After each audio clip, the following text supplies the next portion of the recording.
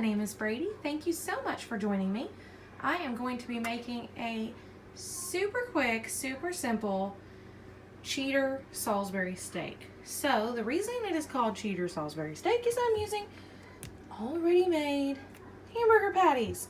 I normally would mix them up with, mix onions and all of that sort of thing, egg and all of that together with ground beef to make my own patties, then fry them, the whole 9 yards. But that's not what we're doing today. What we're going to do today is quick and simple. So these are 4 hamburger patties we had left from hamburgers last night, a tablespoon of butter, 1 medium sweet onion. You could also use a large, whatever you prefer.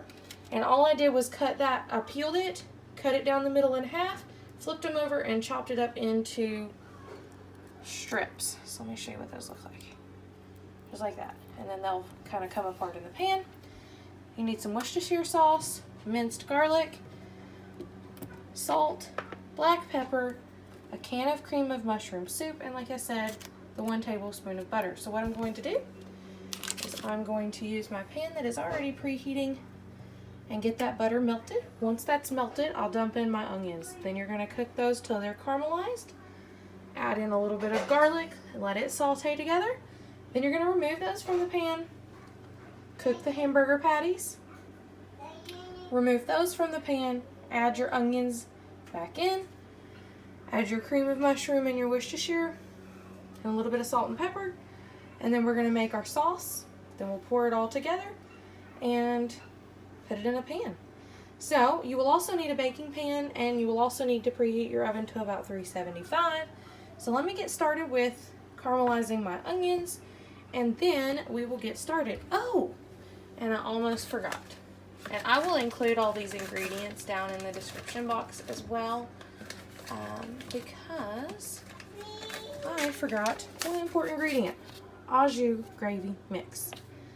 You can use au jus or you can use brown gravy, and if I can find any, let me just show you my cabinet here, what I'm looking at. So this is my cabinet. Yes, I know it's not the prettiest thing. This came from the Dollar Tree, and I keep all of my little spice packets in here. So let me reach in. Yep. And we've got some reduced sodium brown gravy mix, so I'm going to use that instead. All right. So let me caramelize these onions. My butter's almost melted, and I'll come back and show you what that looks like, and we will start. So this is what the onions look like once they've caramelized. They're not completely translucent, but they are nice and toasty. Sorry for the kid noises. So I'm going to go ahead and add this is just a regular kitchen tablespoon, so about a tablespoon minced garlic.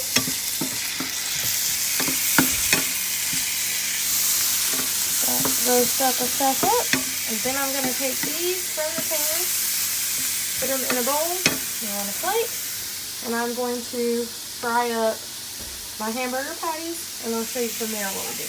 Guys, so the onions are caramelized. Sorry for the background noise. I've got mine searing through. Now these do have a water content, so that's why they're bubbling through like that. But do not drain this. We're going to use this as part of our sauce. So I have a disposable pan to keep it super simple. This is also great if you're going to freeze it this way. Then this disposable pan is great for that as well, because then you can just put your assemble your dinner, put your foil on there, put your instructions on there, and freeze it up. So I've got all 4 of my patties in there. Now you can see this going on in here. Now let me show you what I did with that gravy packet. Let me turn that down. So what I did here is I put the gravy packet in 1 cup of cold water per the instructions. So that's all that is here. There's our cream of mushroom, some Worcestershire, so let's go ahead and add our Worcestershire. There's no real measurement here. Alright.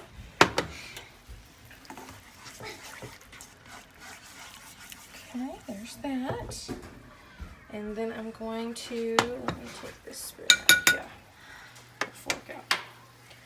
Alright, and I'm going to dump in my gravy mix. Okay, just like that. And we're going to add in mushrooms and garlic. A little lost an onion. Okay, so then stir that together. Alright, and let me ignore the splashes over there. Let me add this can of cream of mushroom and I'll come back and show you what I've added the cream of mushroom soup, and I'm just stirring that together, letting them come together and kind of simmer through. Once that is all combined and you don't notice as many chunks, then you're just going to pour that into the pan. Once I get to that step, I'll show you from there what that looks like, and we'll throw it in there. Here's what it looks like once you dump that sauce in there. I just kind of mix it around with my patties, kind of scoop them up and let it seep underneath. But I did spray the pan so nothing should stick. If it does, it'll be a little bit of caramelized sauce, but no big deal. Alright, let me toss that in the sink back behind me. I am going to cover this with foil, throw it in the oven at 375 for about 30 to 45 minutes. Just keep checking on it. You can also leave it uncovered, but it will bubble up a little bit, so I'm just going to cover mine. And I will show you what everything looks like when I plate, or when it comes out, and we'll plate it up. Now, as a note here, I'm just going to show you, to go with the cheater meal tonight, we are also cheating and using instant mashed potatoes. I love these Idaho and baby reds. I also love the baby reds with garlic. They are delicious. So in a pinch, this is what we use. They're great. They're super simple. And they go great with this. So I will make this and some steamed broccoli, and that'll be what's for dinner. Alright guys, so here is the Salisbury steak. It's been in about 45 minutes. This is what it looks like. Again, if you were going to freeze this, then you would ignore my messy stove. I've actually cooked a couple of meals today. So, and if you hear the noise in the background, that's the dishwasher. That is life of making multiple meals and having regular dishes. So, this is, sorry about the noise, I'm going to get a spatula. So, this is what it looks like after about 45 minutes. If you were going to freeze it, you would have wanted to stop right before we put it in the oven. Cover, let it cool, let the sauce and everything, the gravy cool. Cover it, write your instructions on there, or you can even put that on like a little printout note, sticky note, label maker, whatever works for you. I just write with a Sharpie right on the foil, because I do 2 layers of foil. And then once it's cool, you put it in the freezer. Super simple.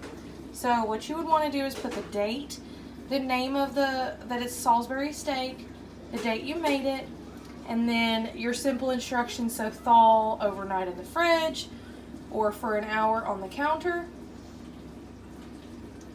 Bake at 375 for about an hour. Check it if it's not bubbling, if it's not cooked all the way through, like if it's not, the meat's not soft in the center, then it's not done. Put it back in. But other than that, super simple. So I'm gonna get this plated up with the rest of the food for this evening and show you what that looks like. All right, so this is what it looks like all plated up. That's 2 Salisbury steak patties with the gravy, just some carrots, some corn, and those instant baby red mashed potatoes. And that's what we're having for dinner, guys. So I hope you enjoy. If you make Salisbury steak, please leave in the comments how you make it. I would love to hear it. Like I said, I typically make my own patties and all of that, but today we were doing this quick and simple version. So I hope you enjoy, and I'll see you next time.